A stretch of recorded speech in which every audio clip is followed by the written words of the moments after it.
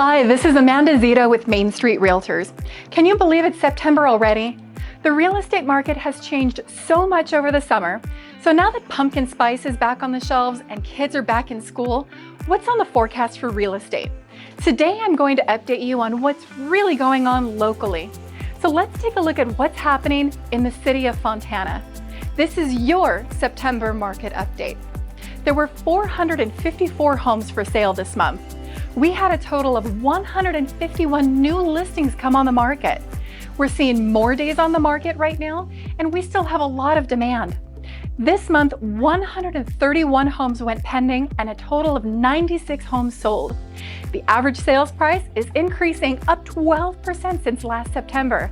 And even though interest rates are rising, prices continue to go up. On average, homes are taking 33 days to sell. So if you have any questions about how this market affects you as a buyer, or if you're not sure if you sell and it's the right time, let's connect and I'll give you a detailed, property-specific, inside look at what this market means for you.